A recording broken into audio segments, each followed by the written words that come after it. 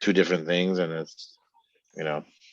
Well, I mean, I think it can work if they're teaching different classes or different, like one is teaching maybe competition class, another one's teaching like maybe high level or basic class. You can't like have it switched up every week.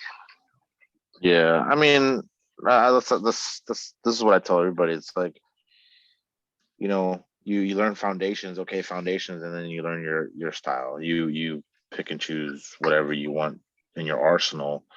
Like, sometimes you'll see me do like in like sparring, I'll do like a Mayweather stance, and people are like, "What? That's not even close to Muay Thai." I'm like, "No, it's not." But it pisses you off that I make you uncomfortable, so I'm gonna use this method just to make you feel uncomfortable. Right. You know, and I'll mix things up. And then there's some people that are all full out traditional Muay Thai, which that's cool, but that's your style. This is my style. Yeah, I think that's so that kind of leads to what the topic I wanted to talk about was. And but we'll get to that in a minute. Um but yeah, so we're just gonna forego the usual just introduction because I already started recording. Because quite frankly, I'm sleepy. I don't feel like going We through all are. theatrics. Yeah. I think it's been a long week. It has been a long week. Personal wise, not training wise, but personal wise. Yeah. Yeah, it's kind of been both for me. But anyways, just actually I'll do a little bit of an introduction. The Booze and BJJ Podcast. It's Frankie and Wale once again. Let's just hop into it. So Wait a minute. sure. Did y'all see my kid? Your kid? Yeah, my son. What? Yeah. His stitches. What do you do? He got a wicked 5 stitches, man. Dude took a table to the face. He took a table to the face. Yeah, he was just playing around and he slipped and he just took a table to the face and cut him. I was like, well, we're gonna say that you beat up another kid. You see the other kid. But yeah, he's good now. But he acts like nothing happened. He's wearing a band-aid and he's like, yeah, nothing happened. Yeah. How old is he? Wait, pause. Hold on a second. 1.5. Sorry, go ahead. Oh, okay. Yeah. Hold on. I don't know who's joining this party. Okay, Somebody's joining the party. Wait, what? I pressed record on a different recording software. Oh. Yeah. It did say recording session. Yeah, on Zoom. I'm using Streamlabs as well. Yeah. So yeah, he got like 5 stitches. It was crazy because that kid is strong for some reason. All my kids are strong though. For I don't know, maybe it's because I'm who I am. As he rubs his bicep. No, I'm pretty ignoring hair. But go ahead. Oh, close. All right, so go ahead, Thomas. What were you saying? So the Streamlabs recording isn't going to catch this, but we were talking about how we were talking roughly about how there's different teaching styles and different styles of Muay Thai, for example. And I'm starting to realize more and more that as people progress with BJJ, they also have a very, not only a personalized style as they progress and grow, but also their perspective about BJJ, what they intended to get out of it, can also affect that. For example, going into Brazilian Jiu-Jitsu from a perspective of competition, from what I've started to see, kind of not only affects your style, but your perspective as you're rolling. Because I go into this from the perspective, and this is going to be kind of vague because I don't know if these are standard terms. I don't really go into BJJ from a perspective of sport oriented. I go into it from a perspective of like a martial artist, right? I want to learn a different fighting style, and I want to learn different techniques and see how to apply them effectively. Now, I rolled with somebody I'd never rolled with before this week, and first of all, we're about the same belt rank. Second of all, he's about 12 to 15 years younger than me. Super athletic, but also a very nice guy. But that's just me giving him praise. The issue was when we started rolling, it seemed like in his mind that every technique has a hard-coded specific answer to it. Because the moment that I started rolling with him, I saw it on his face. It looked like he got confused and he started pausing for like extended periods of time trying to figure out what I was doing. So I've had those moments too. I've had those moments where I had a pause moment, like, wait, how did that work? You Right. know, because I didn't catch the technique, or I didn't catch the what was being done, or something like that, or how he did it. And this is where I need to slow people down sometimes. Like when like when we're rolling, and you're like, oh, how did Thomas get here? Mhm. You know, like remember that technique you were telling me? I was like, yo, Thomas, how do you catapult out of, like, from the bottom? Remember when you like shoot out? It looked like you're Right. shooting out. I was like, how'd you do that? And you were like, oh, I just like shrimped out. I was like, huh? And I'm like, how? And then I started watching. I'm like, oh, I see. I'm like, okay. Right. So it doesn't look like a shrimp. It looks like you're catapulting out of there. So I was like, Right. oh shoot, okay. So I'm like, so stuff like that, you know. Right. Um, Yeah. like I like taking my time in some techniques or some sort of stuff like that. That happens, I guess. I think one thing I've learned with jiu-jitsu is you can't be rigid in your technique or in your style. You have to I kind of look at it as you're anytime you roll, you're basically figuring it out. The technique you learned, that's just kind of the basis, the base plan. But when you're rolling, it's the other person, especially if it's someone you've never rolled with, the other person is unpredictable. So it's like you find yourself in a certain situation, then you have to figure your way out of it, which is, I think, the beauty of the art. No, I Yeah. agree. Yeah. No, I agree. I agree too. But it was interesting to me seeing an upper belt like visually get confused consistently by stuff that I was doing. You know, Because it's probably new. Oh yeah, It's probably something he hasn't seen something like that. Like I'll go up with some high level guy, low level guys, or high level guys, and I'm like, whoa, where does this come from? You know? right. And I was just doing the standard stuff that not really standard, but I was attacking and defending with the things that I normally do based on his reactions.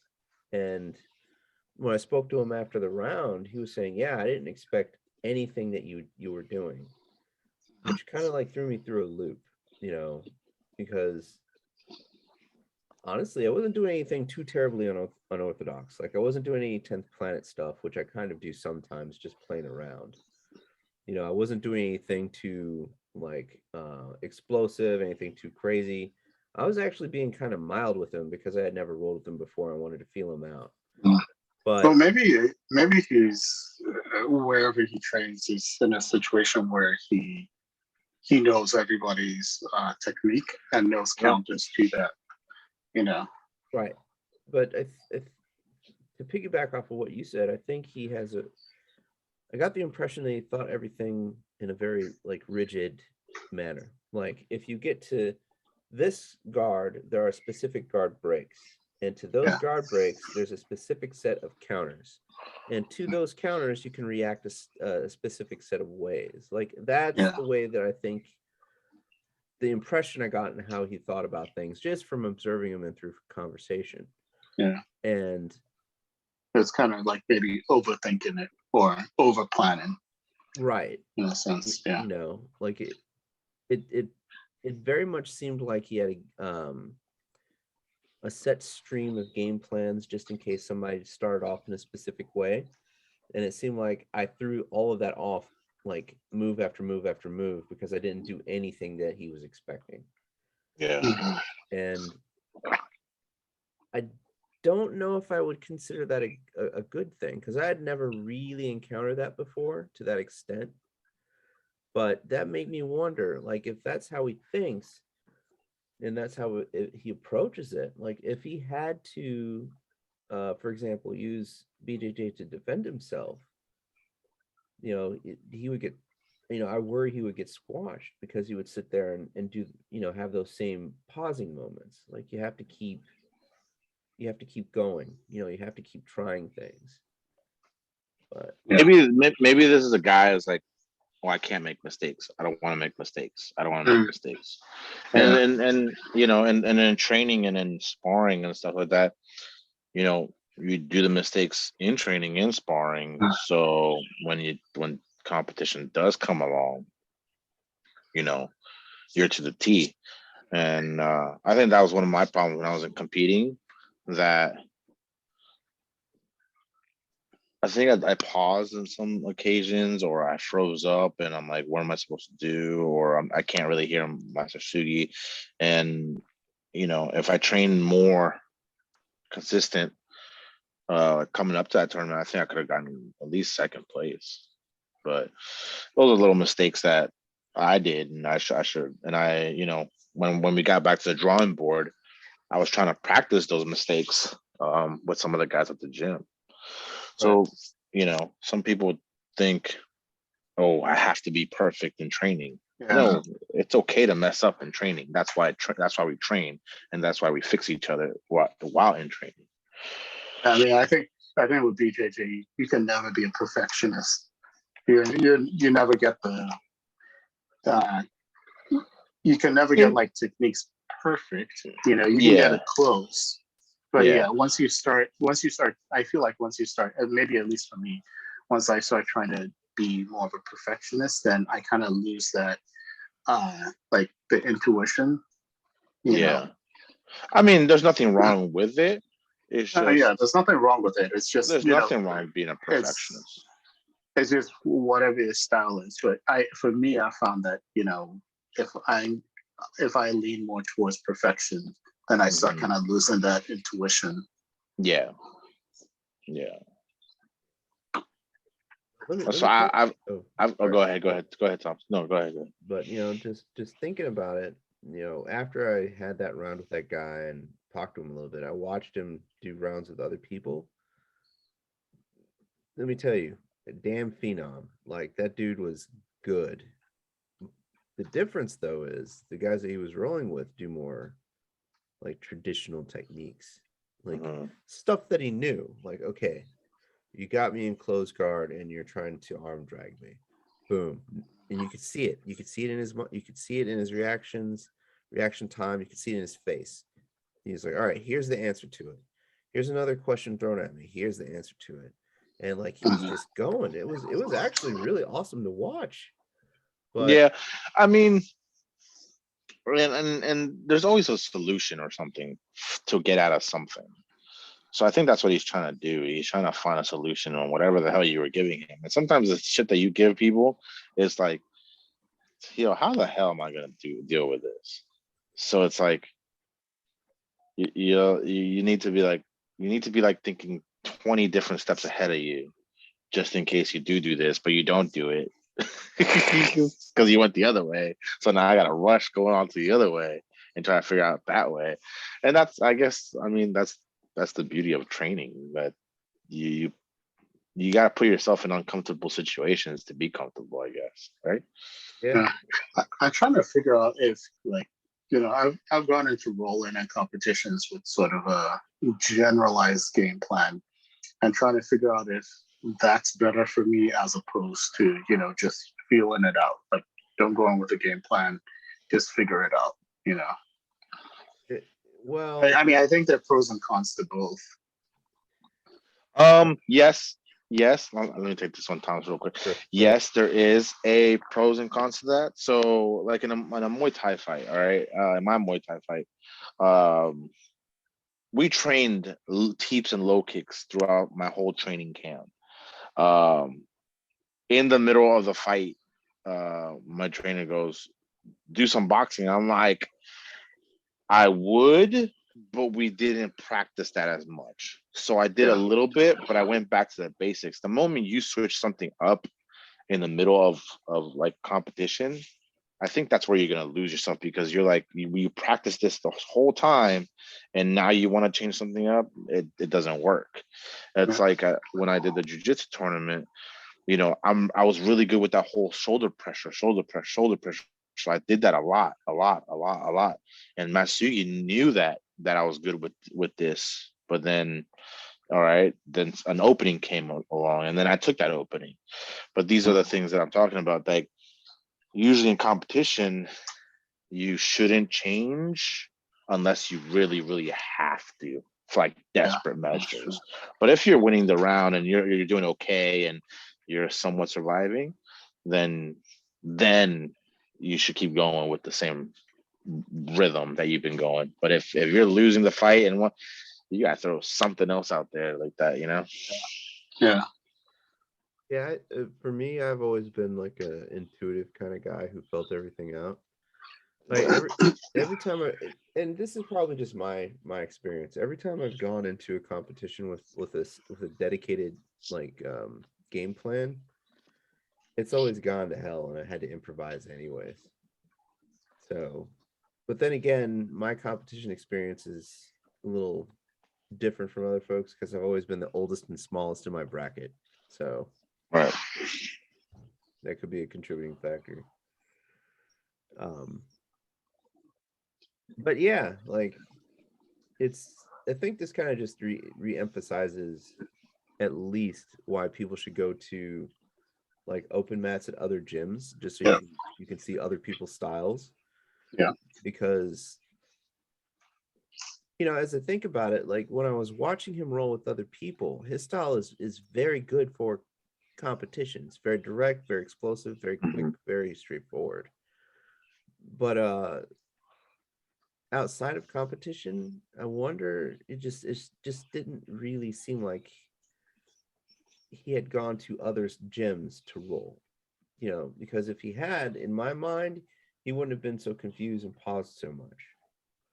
Because honestly, the pauses to me seemed like I was rolling with somebody who was not at the belt level he was. Like it kind of took away from it. Like when I'm rolling with Master Sugi, Yo,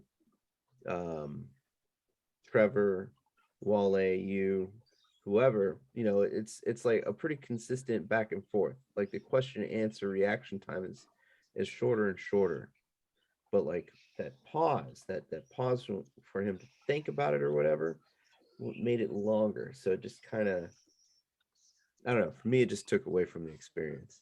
Like when I'm rolling with somebody, you know, I think of it like a dance. Like, how good of a dance partner are you? You know.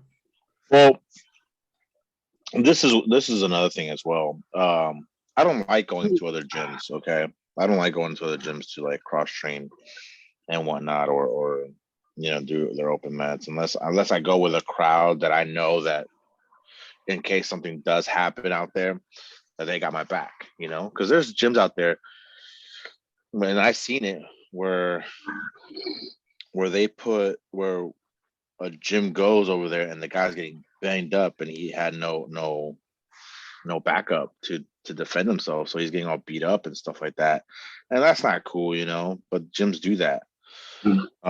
That's why I like having people coming over to my gym and saying, hey, let's roll, blah blah, and these are the rules. But the thing is, when people come over, you kind of don't want to show them 100% of what you're capable of, just in case, you know.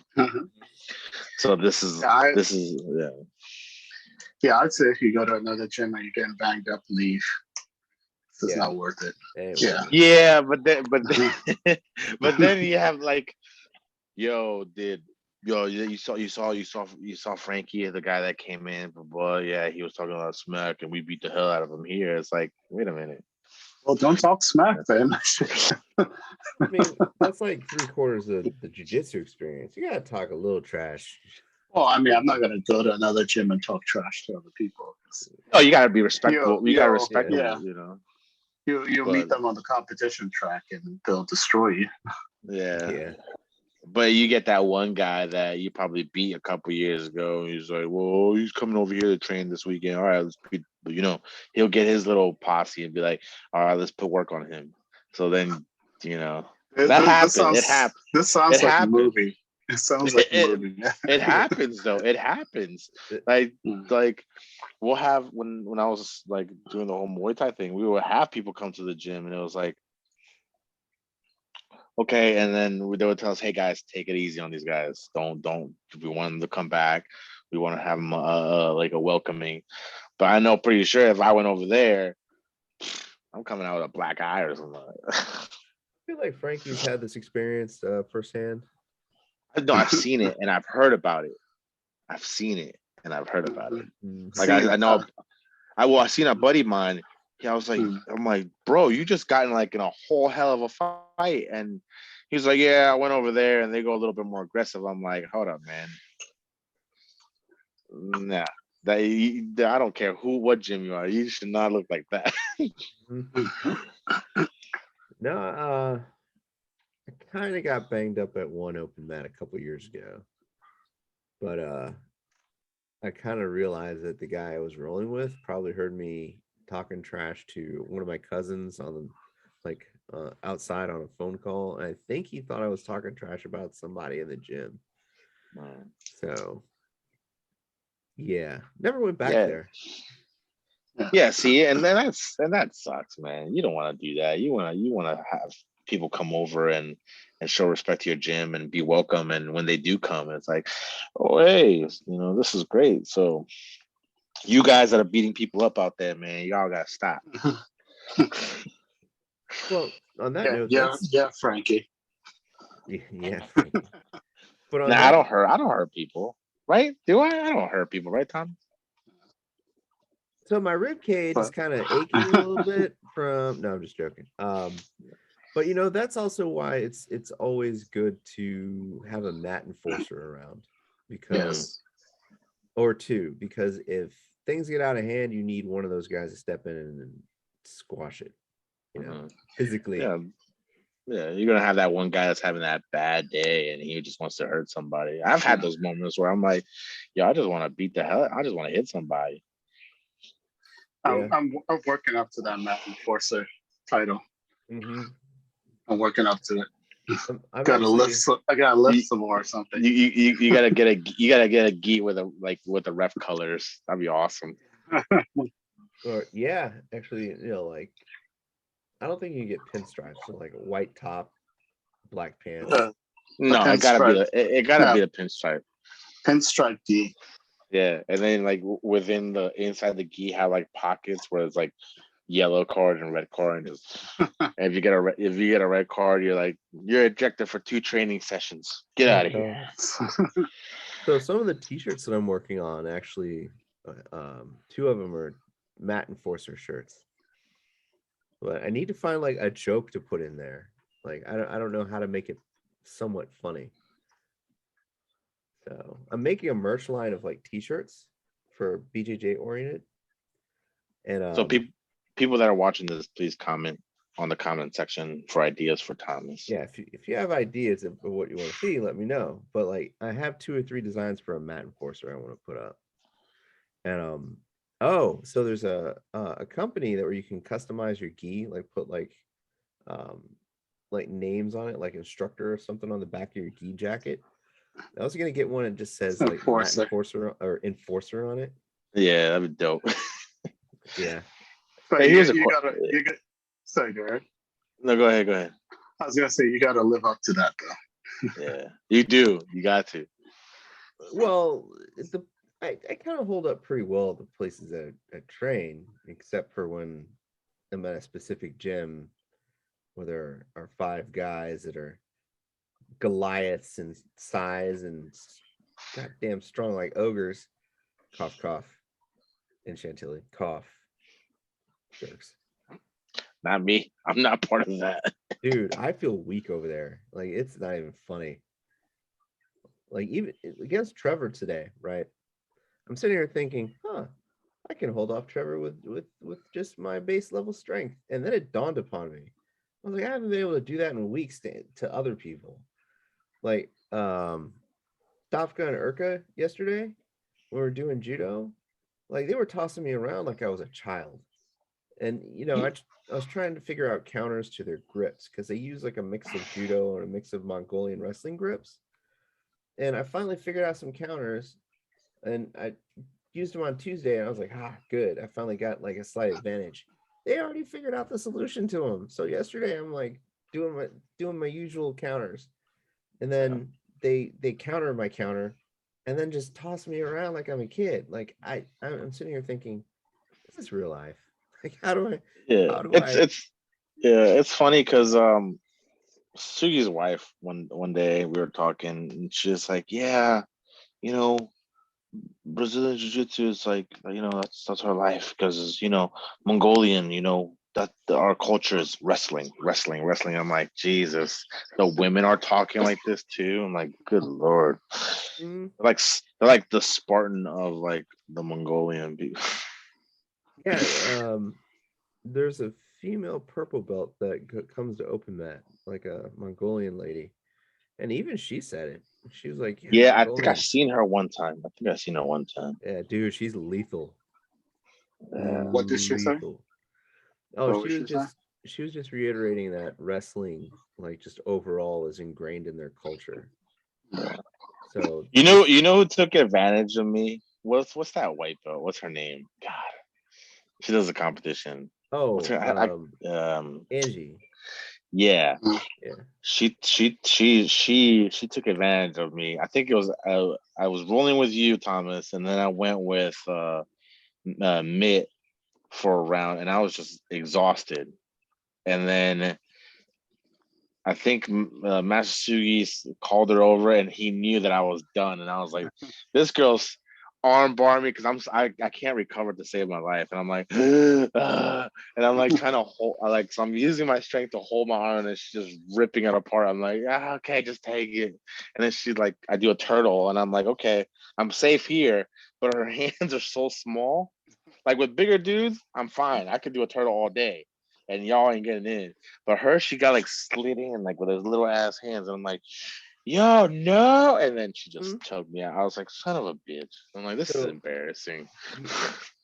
you, for the most part, you have to watch out for a lot of ladies that do BJJ, but I Yeah. kind of feel like you have to extra watch out for this group because they'll be nice to you. They'll say something nice to you, and then you start rolling. You're like, oh, this is getting pleasant. Nope, nope.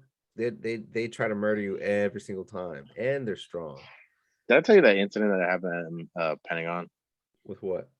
with one of the BJJ girls back in the day? No. No. So I was rolling, and I guess I was putting a lot of weight into her and stuff like that because I was using my weight a lot, and Mm. she got frustrated. So the next round, she goes, "Let's go again." I was like, "Okay, that's fine." Like I'm cool.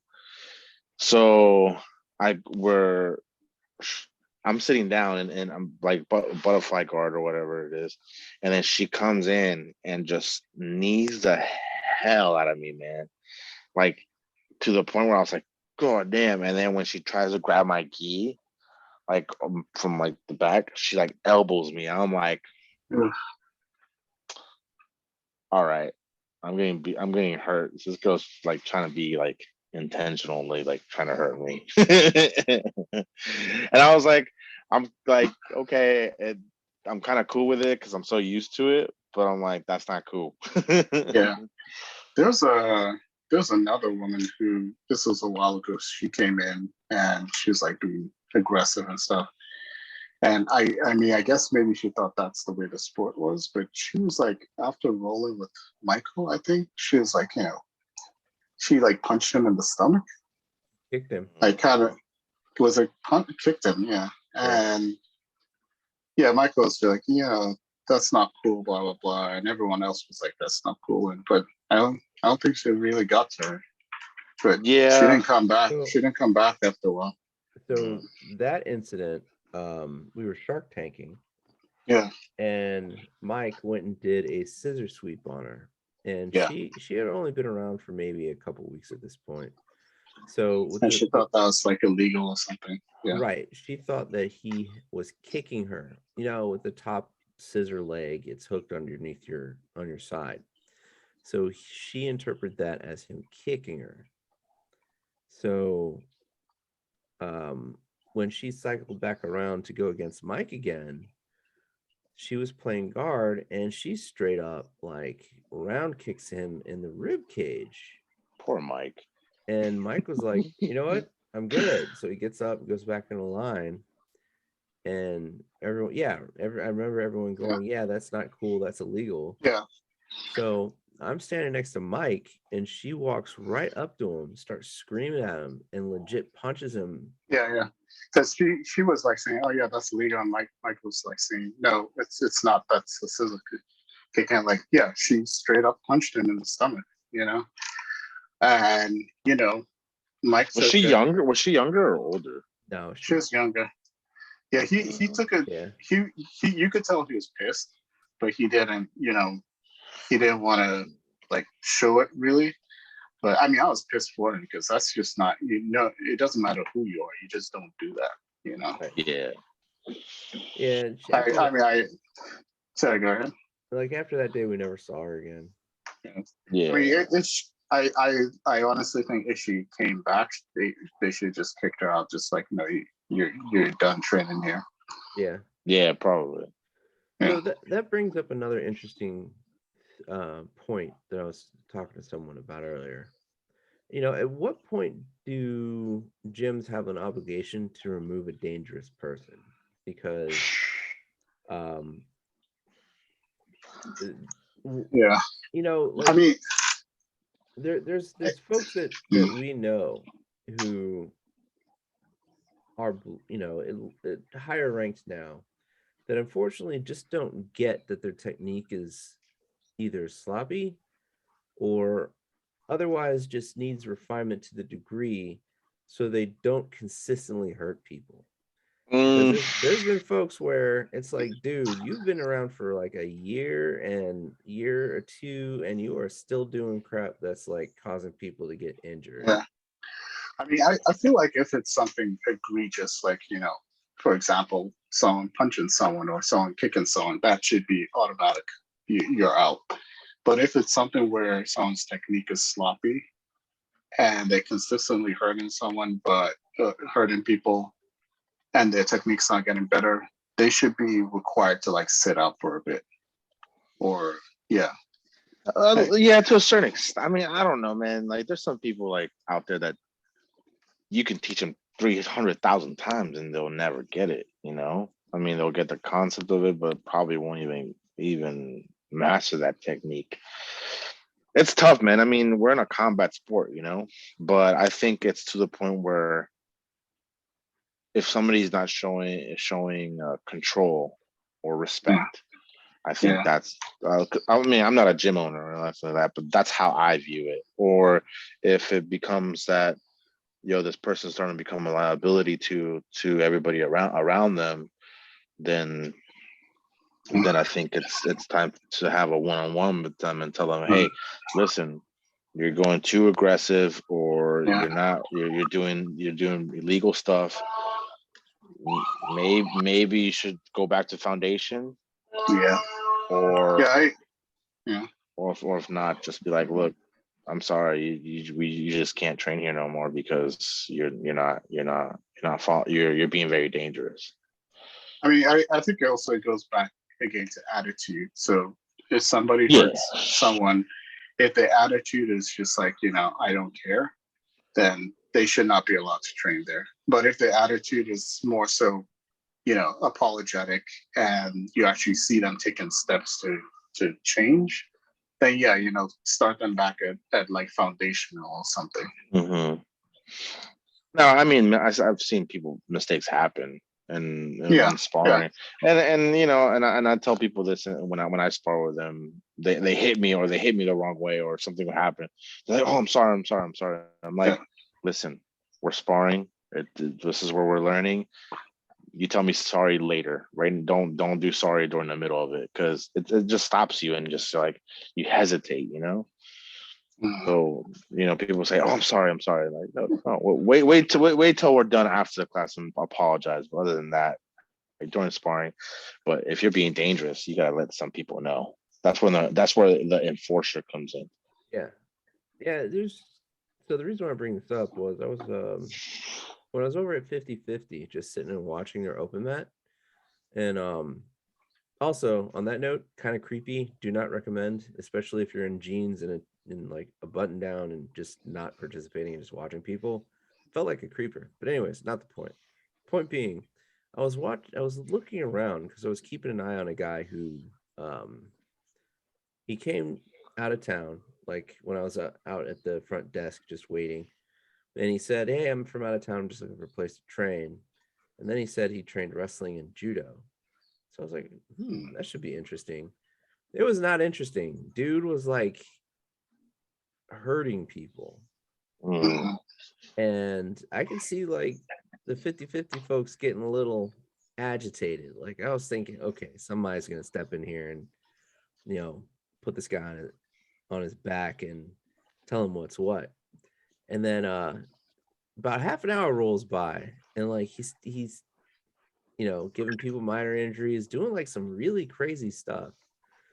And then some dude in a green t-shirt walks in, like wiry dude, and just like out wrestles him, just completely manhandles him.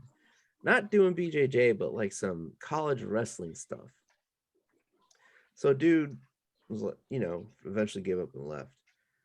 And I walk over to the guy in the green t-shirt and I was like, man, that was nice. That guy was in here tossing people around and, there's a bunch of people sitting on the side because he injured him. And I looked at his t-shirt. It said college, it was like a college wrestling t-shirt from some university. And I was like, I put one and one together. It's like, okay, got it. This guy's like some high level, college wrestler. But like when he went at it with this dude, it was. I wish I recorded it. It was awesome. Have you guys ever seen like a master get called out? Yeah. Have you?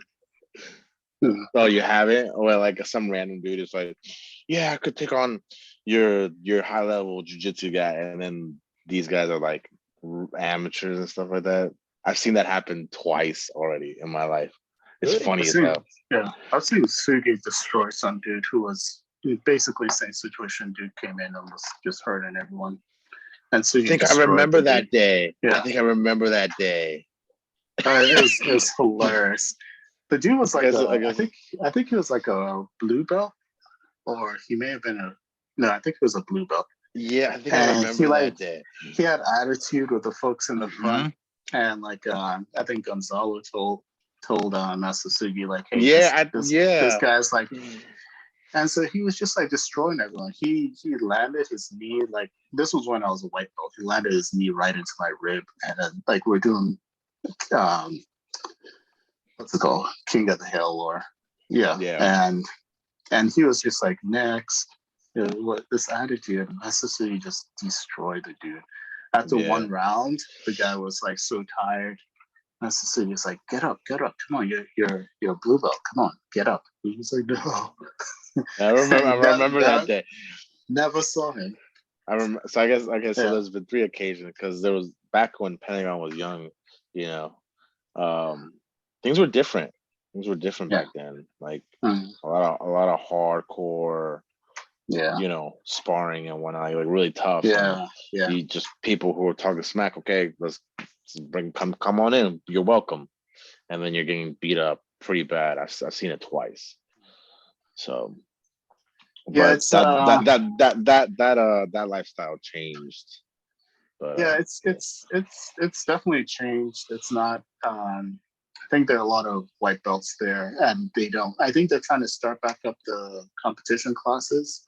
Yeah. Those competition classes were legit. They were just like constant go. It's one of those things where I dragged myself to it and hated the idea of it, but when I was done, I was like, let's go again.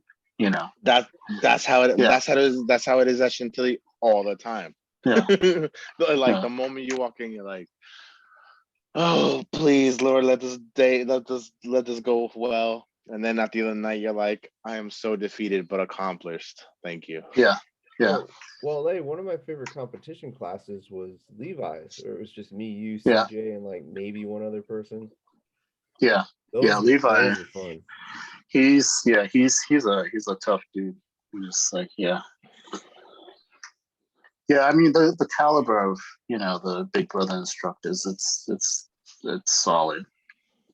Yeah, but like I said before, if you look at all these Big Brother schools, everybody's different. Everybody's different. Sure. Master Isaac is different from Master Sugi. Saida is different from Isaac. Saida is different from Sugi. I'm different from Thomas. It's fun to kind of see their different styles. Like I started under Master Isaac. I started under him, and his style is a lot of pressure. A lot of just like make the other person really make the other person regret stepping in the ring with you. And Master Sugi is Master Sugi is like he's like that, but he's like super fast and just that's constant go. Like Master Isaac would like lay that pressure on you, and you're definitely gonna feel it. But Master Sugi, it's a lot. It's a different feeling. Yeah. Oh, yeah. When I rolled with Sugi, man, he's like what 150 pure muscle, right? Yeah. Maybe. But when guys, keep talking, I'll be right back. Yeah. What we gotta go poop? No, I need some caffeine. Jeez. Oh. What's wrong with you? I'll make you poop. So no, with Isaac, it's like no, sorry, with Masugi, like he's like 150, 160 pure muscle, but when he's applying that pressure, it's like a 300-pound man on top of you, man. It's like, God. The first time I rolled with him as a white belt, I was tapping from pressure, knee on belly. He's like, you don't tap the pressure. I learned a lesson that day. I was like, okay, so I need to learn how to get out of things, that make me uncomfortable. So my thing is, go ahead. No, I was like saying, like, I think that's what a lot of BJJ is like, being comfortable with being uncomfortable, and figuring out a way to get out of it. So my thing is, I'll start with pressure, like pressure, and then I'll just create no space. So it won't be heavy, but there's no space, and like you get almost like this claustrophobia.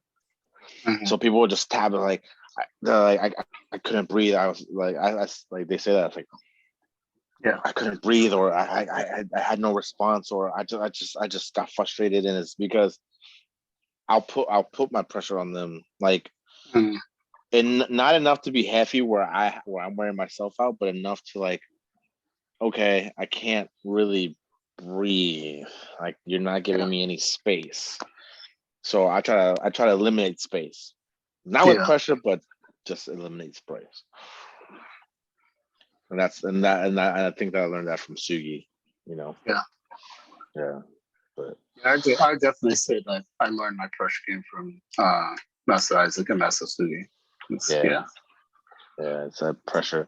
Even in Muay Thai, man, when you're adding pressure, people come.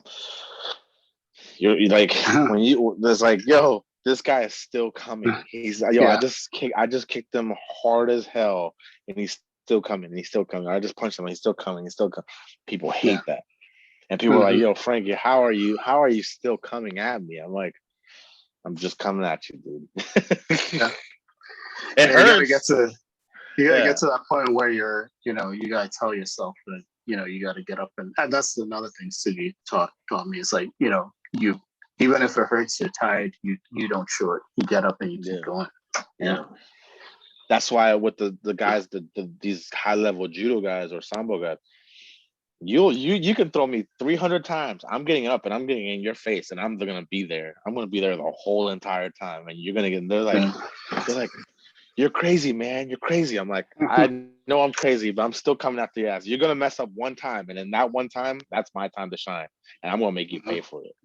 That's all I need. It's just one opening. Once you give me that one opening, I'm making you pay, and I'm gonna make you pay hard. But that's the strategy, though, especially with much bigger, much more skilled guys. Like a pretty good strategy is just play defense until they make a mistake and capitalize on it.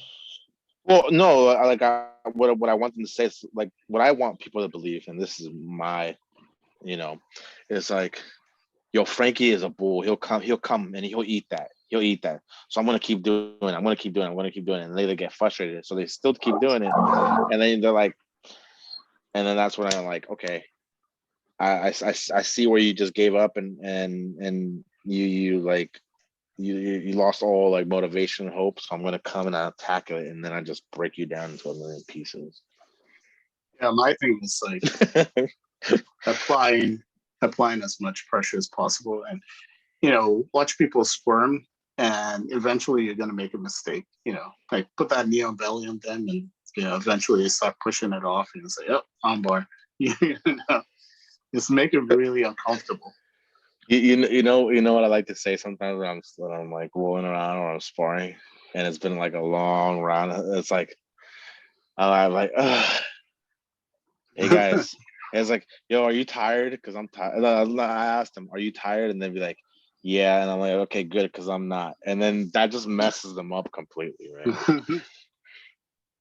I like saying like little stupid things like you triggered my trap card.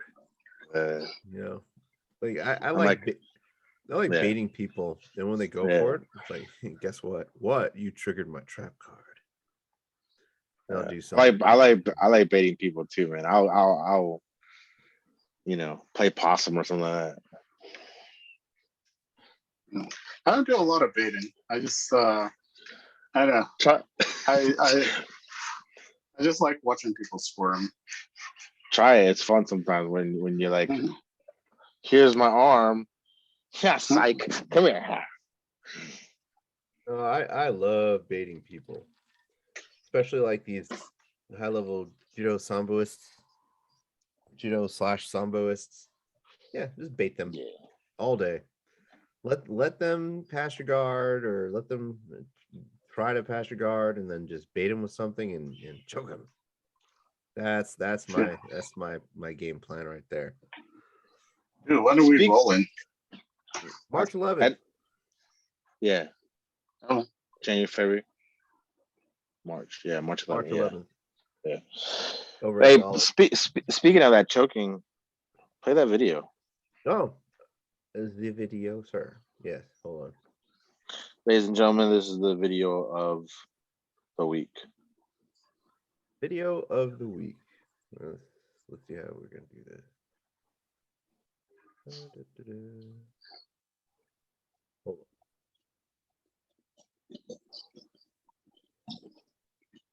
While we wait, hey, do you guys like training in like straight up heat, or do you guys like your AC, or like do you guys like being comfortable?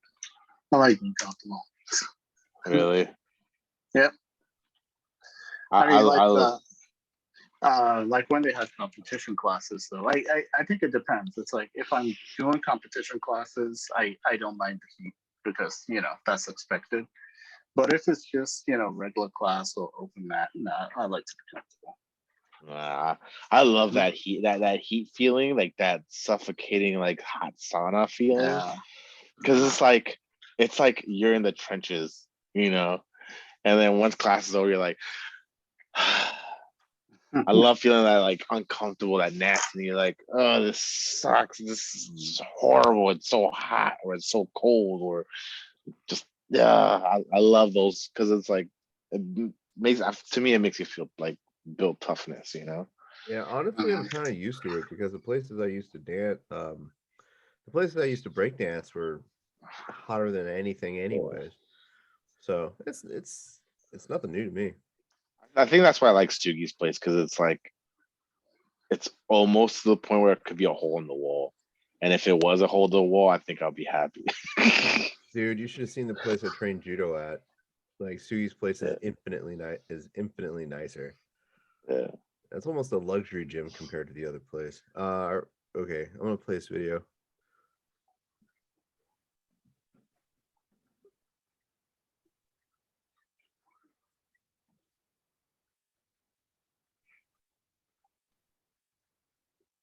So is it a triangle? I guess the legs are crossed, right? Or it's he shoots up straight up and then brings it down to be a triangle. It's a See shallow that? triangle. Yeah. What triangle? A shallow, because he didn't get his right foot all the way to the back of his knee. Yeah. I mean, it feels like he just squeezed his And- thighs together. Yeah, but he had that arm. He had that arm. Yeah. Oh, he turned it into an arm bar. It's really quick, and the Oh, angle, the yeah. camera angle is really crappy, but you can see it right. You can see it right there. Yeah. So let me stop this recording. Hold on a second.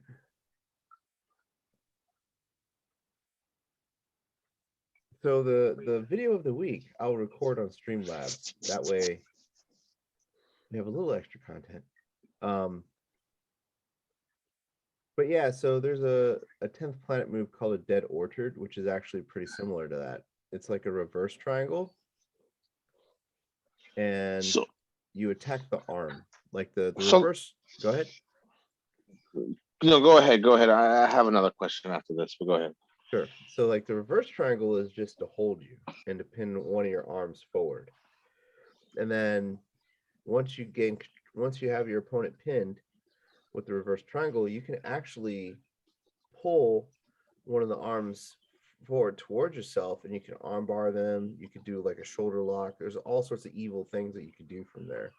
I actually like to do that in no gi, but I stopped doing it in the gi classes because people were getting a little weirded out by it. But anyways, what were you saying, Frankie? I was gonna say, so I'm new to this whole jiu-jitsu stuff, right? I don't know. I know some of the culture, like the Gracie culture and stuff like that, and now Big Brother's culture, like the roots and where does this 10th planet come from? Like who is that? Eddie Bravo's, right? Right. So But where did Eddie Bravo learn his jiu-jitsu? you ever heard of the Machado brothers? Yeah. Yeah, so one of the Machados taught Eddie Bravo and gave him this black belt. Eddie Bravo started doing his own style of extremely distinct style of jiu-jitsu based on the rubber guard, I believe. And they got rid of the gi, so it's all no gi, and that's basically where it stemmed from. So they're just no gi. Yeah, 10 planets no gi. they're the main Exclusive. I distinction. think. Yeah. Go ahead, Wally. Yeah, I was just saying they're exclusively no-gi. Yeah. Well, that's good to know. But yeah, their style of jiu-jitsu is very unique. Like when you start seeing like people play rubber guard, Yeah. it's very interesting. It's very unorthodox. A lot of pressure on the hips. Yeah. It's a lot of flexibility stuff that I don't know how older guys do with it, but I've seen some 10th planet moves and I'm just like, nah, that's not for me. Yeah. Yeah, I mean, there's a lot of illusionary stuff in there. Like I can play rubber guard on the right side of my body, and it's just because my right hip is much more flexible than my left one. But a lot of people also assume that there's a lot of pressure on the knees. So when I play it, like Dan and Yo and them get worried. They're like, "Oh my God, the pressure on your knees." I'm like, "There's no pressure on my knees doing this. It's on the hip." So Have you guys tried to go to like a Gracie like school and show your stuff? no. No. There's a lot of schools popping up. Gracie. Like the Gracie Baja, whatever it is. I don't know. There's a lot of Gracie schools starting to pop up. which is like, because I know the only Gracie school that I knew back in the day around here was in like Virginia Beach. Actually, the Capital MMA is Gracie. Is it? They are, yeah. I thought they were big brothers. No, they're Gracie, but they're not like the. I would say they're a bit unorthodox. They're not like the strict kind of Gracie school. Like having the. I mean, they do require you to do like the self-defense stuff to get promotions and stuff. But besides that, they kind of follow their own way. Yeah. So Coach Chris actually did a lot of taught some stand-up defense. Wow. Coach Chris taught some stand-up techniques on Tuesday that weren't like throws or whatever. It was like self-defense stuff. Yeah. It was actually kind of cool. It's interesting. Yeah. Like I've picked up a couple of them self-defense stuff. It's interesting. And I mean it's not like BS. I can actually see it working in real life. Yeah, I was watching the video on like Gracie. There's two styles. There's the competition and actual self-defense. Yeah. Yeah. And a lot of people gravitate towards the competition, not the self-defense. Would you guys think that somebody who's good at sport jiu-jitsu could effectively defend themselves? Yeah. Because I do. Yeah, I think so. I mean, I think it goes back to like what we like last week. We were talking about effectiveness of jiu-jitsu. I mean, we do sport jiu-jitsu, so it's like it does translate, and I think the major factor is just kind of like your awareness of your own body and your awareness of how your opponent is reacting to you. That I think that's what kind of translates. Yeah, I think. I mean, I know Sugi teaches that sport because he's always saying 2 points. That's 2 points. That's 3 points. That's 2, 3. Yeah. So and I know he's teaching the sport version of jiu-jitsu, but I think that maybe he should start showing the self-defense to like the higher belts. You know what I'm saying? Just I think like at the end of the day, if somebody's trying to fight me or whatever, I'm more likely to try and get out of it than actually use my jiu-jitsu, because it's just there's just too many factors. I'm like, I don't want to deal with it. You know what? I realized that we did kind of talk about this maybe last time. Yeah. Yeah. Wow, man, I am tired. Like I can't remember anything right now. Like I think what we should do one day is test out our jiu-jitsu. Like maybe we'll spy on you where you're going to eat, and then dress up in like in a hoodie or something, and like actually attack you and see if it works. Nah, dude, all three of us would go to jail. Then we really could test it out. 3 guys of color? What? On the or news. we just or we just walk around town and just start picking fights with people. Yeah. No, that would be a bad idea for me because I like hurting people. Can you imagine the headline if all three of us got arrested? A black guy and people of undiscernible ethnicity were arrested today. That's Frankie. Frankie's dang, Frankie's in trouble again. God damn. A black guy, a Latino guy, and an Indian guy. Oh God. I really thought you were Indian when I first met you, Thomas. I thought he was Puerto Rican or Cuban. Did you like start speaking Spanish to him when he was? I think one day I said something in Spanish to him, and he did. You did. Like, no habla inglés. No habla inglés. No, it was funny because like the one time I actually needed Frankie to help me translate Spanish, he was like over there like not paying attention to me. I'm like, dude, SOS. I remember that day. That was that Mexican dude. Yeah. He was cool though. That dude was cool. Yeah, he He really liked me.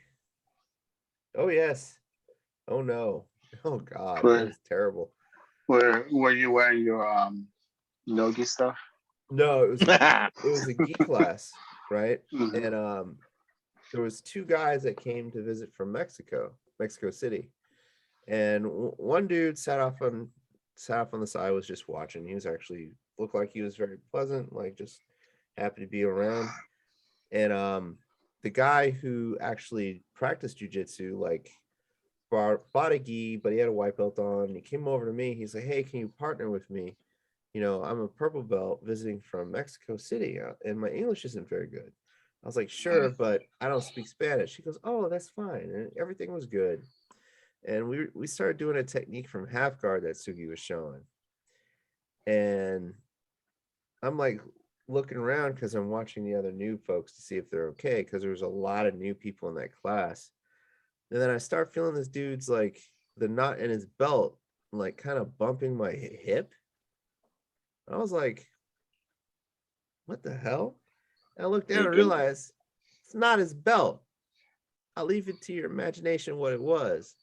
And then I You're a good looking guy, Tom. stepped up and looked at him in his face, and he was just kind of like, "Oh, It's Jesus like, yeah. Christ." But I was like, "Frankie, help." I was like, "Frankie." And he's over there like ignoring me. I think he even did one of these. I think I was flirting with somebody at that time. Actually, I think you were. But yeah, a couple That's minutes. no that people that train don't flirt at the gym. Just No, keep it training no. outside the gym, okay, but during the gym.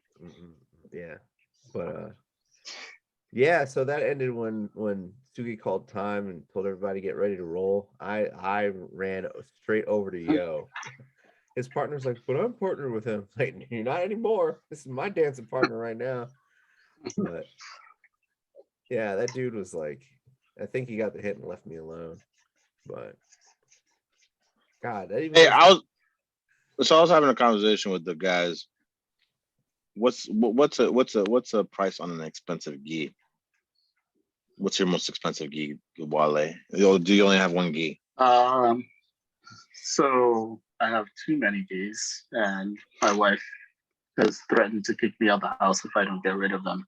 But a lot of them I've actually grown out of, so I need to like donate them. But the most expensive gi I bought was shoulder roll, but it didn't even fit me properly, and I was mad at that.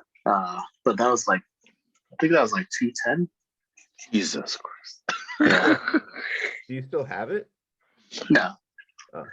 Yeah, it didn't fit me, and then I think I either returned it or I sold it to someone, and I was like, I can't buy geese that expensive. You know, I used to remember buying Muay Thai shorts a lot. They used to be like Yeah. $20-$30 back in the day. But Yeah, What's your most expensive ones? I only have one, and it was a gift. Yeah. I don't even know. I have one, and it was a gift. I don't even know how much Yeah. it cost. But shout out to the person that gave it to me. I love my gi. It's really nice. It's comfortable. for me it's 280. God damn. Yeah. What's the cap? What's the most expensive gi out there? I gotta look that up. I think it's about 280. Look it up, Tom. Oh, there's Yeah, It's about to be a $500 gi. oh well, some of the It's old like shoyu roll gis that are being sold tipped in gold. are like expensive, like super expensive. But There's like, sorry, guys. off the shelf, like I think the most expensive gi that I've seen is a shoyu roll gi for like 280. Yeah, I think Is it worth it? Well, it depends on which one, but because they have several gis at 280. Mm. But the one that I have, actually my parents bought it for me, and it's actually really nice. Like, it's really comfortable. Don't put it in the dryer. Just don't put it in the dryer. Why? Yeah. What happens if you put it in the dryer? It's gonna shrink. Shrink. Don't you want it to shrink a little bit? No, it depends. I mean, if you depends. get a bigger thing. I think it was Saida was telling me that there's a company that makes custom gis for a decent price. I might look into that. There's a couple of them. You get fitted. Yeah. It's like it's a fitted gi. That's like Tape shit. measure. My Taylor? birthday's in a few months. Oh, Some shit, Taylor okay. gis. Well, July. So look in there like you like in a black tie. Look at Wale looking all snazzy. This perfect gi on. Yeah. Speaking of which, I'll be 42 in 3 months. God. Cool. I'll be 35 this month. This year. Yeah. You 40, suck. I don't 40, even... 44 in July. No, 44. Yeah. You were born in 78. Yep. Oh. My knees act like they're like 50 though, man. All them kicks and squats, jumps and stuff like that. Dude, my knees are done. You know how I feel the equivalent for Muay Thai folks is the knees. The equivalent for BJJ folks is the fingers. I mean, my fingers are semi okay. I mean, I don't tape them up because I got those mechanic hands. So you've been doing this forever. I started getting back into judo, and I started getting like the judo fingers. Yeah, but these hands have hit like cold steel or cold metal. That's ungodly painful. It is. When you hit like bam, it's like, oh god, so sucks. So Master Sugi was trying a standing wrist lock on me the other day, and it didn't actually hurt my wrist, it hurt my knuckles. And that, like, he goes, where is it, in the wrist? I was like, no, it's in my fingers. I was like, man, kind of hurt. But I didn't realize that my knuckles hurt still from all the gripping that I do. I think I've gotten to the point where they don't hurt unless some like actual inward pressure is put on them. Because they do feel a little bit swollen, but they don't feel like if you crunched them like they would hurt. But they do, and it's kind of it was a little scary. I thought maybe Sugi broke my fingers or my knuckles or something. I love how people, like, when they try to go over, they get the seatbelt on me, and I just take their hand and just rip them apart. And they're like, all right, well, we can't do that with Frankie. Well, just to make sure you don't pull their fingers off, like. No, I just grab them and it's like, yeah, all right. But there was a shoyu roll gi, going back to gis, that I was gonna buy until I saw the price. How much?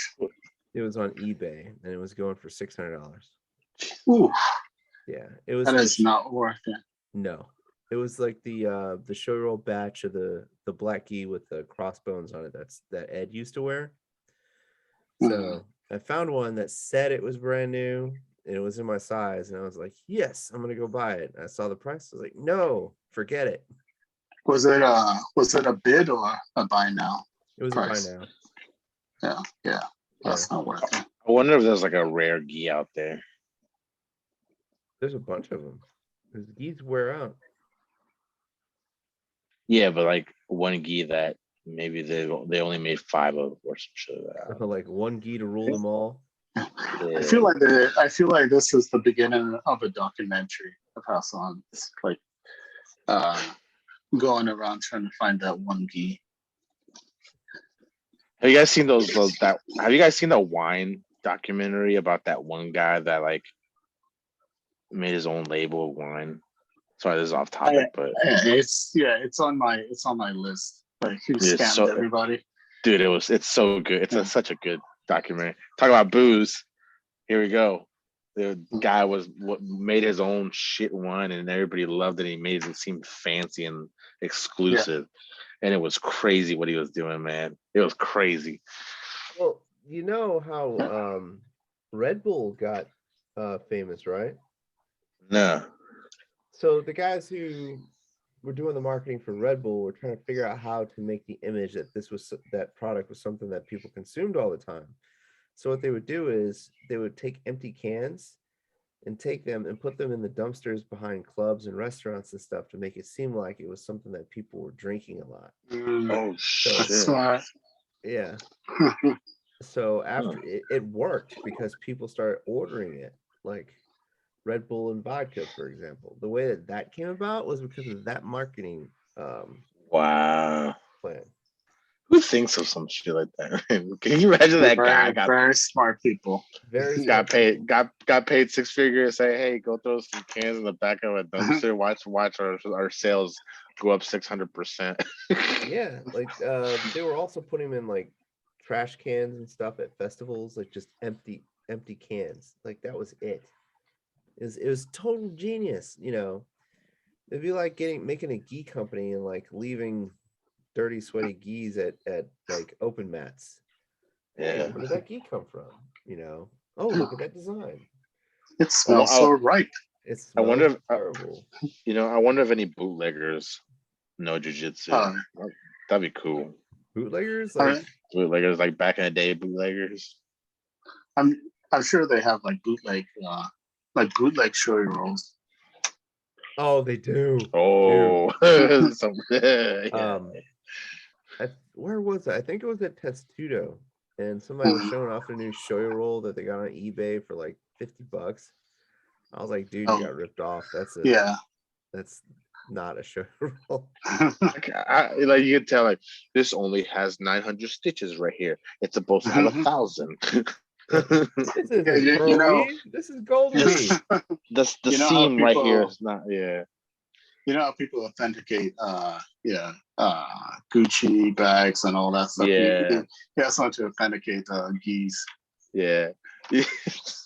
Like have you seen those guys that like authenticate like Jordans and stuff like that? They'll smell the shoe. Same thing as like fabric doesn't smell like it's from this region or whatever. Some crazy stuff like that. I can tell That'd be this awesome. leather is from the Italian region of Leatheroni. No, it's like, dude, you got all that from sniffing it? That's just weird. Yeah. It's kind of like the wine documentaries or like the sommeliers. There's a doc. It's a documentary about these folks, what they go through to become like a master sommelier. Yes, it's called Som. It's called Som. Yeah. And it's just wild what they have to go through. They have to know like all the different types of grapes, the regions, the years, it's. I just don't understand how they do it because it just seems subjective. It tells you you gotta watch all three. You gotta watch all three documents. It's because there's three of them. I've watched all of them. I just got bored one day and I was like, wine documentary. Let me look at this, and I just got hooked. I was like, oh shit. Have you all seen Daisy Fresh, an American Jiu-Jitsu story? No. It's about these folks who it's like in the middle of nowhere, like somewhere in the Midwest, and they got together and started training at what used to be a laundromat. And this place is just like talk about hole in the wall. They're talking about how, in the summer it's 100 and something degrees inside and winter it's below zero. That's where I want to go. They had like dead raccoons in the roof and stuff like that. But apparently they do really well at like competitions and stuff. It's just they grind all day. Check it out. Have you seen that the Muay Thai one, Buffalo Girl with the two Thai girls? Man, talk about a documentary that makes you want to pull tears. That one won't do it right there, boy. There's these two little Thai girls and they live in Thailand and they're fighting like for things in their family and stuff like that. And one actually has a hole in her heart and stuff like that. It's crazy, man. It was crazy. Yeah. It's called Buffalo Girl. Hey guys. Buffalo Girls. So, what's up? I think it's my bedtime. All right. Cool. Yeah, we'll close this here. Next week we'll have a little bit more to go over. Like this week I didn't really have much time to prepare but just one topic. And I'll get more sleep, but I need to adjust this 2 times Tuesday and 2 times Thursday schedule. If you keep doing that, I think you get better. I'll be fine. Yeah. I think I just need to sleep more. Just one thing. Yeah. Anyways, final No. thoughts, Wale. I'm tired. Long week. So Yeah. like you all, I need to go get some rest. But good talk. Yeah, of course. Frankie. Final thoughts. Don't buy no $200 gi off Amazon. That's it. That's like Actually, real talk, my favorite gi was only $60. Yeah. And then I bought 3 of them in different colors. It was awesome. my favorite gi is free. I got it as a gift, so shit, can't complain about free, right? I really like the panda geese, the inverted. Yes. Oh, geese. They're inverted. really Yes. nice. Sugi has one of those. Yeah, I'll tell you one thing. I'm never buying a grip ski again. I bought a grip ski. It was great. And then the stitching started coming out. I contacted the company. Never heard from them. I was like, well, I'm never buying those. So yeah, Century gis aren't all that good either. Yeah, but I don't like them. they're okay. That's like basic. Yeah. So real quick, inverted gis, I've torn their pants twice, like with my grips. Like it was very shocking the first and second time. But anyways, for me, good talk, gentlemen. Yeah. I just wanted to remind everyone, especially those that train with us, stay away from my knees. okay. Stay away from them. Like don't touch them. I'm too old for that crap. So what you're saying is knee bars, No. right? Yes. No. Constant. Yeah. I mean, that's the only way they can get better, dude. Yeah, that's true. I have a purple belt. I should be able to hack it. All right, gentlemen. I will see y'all next week. I'll see you in the gym, and I will talk to you later. All right. Bye. See y'all. All right.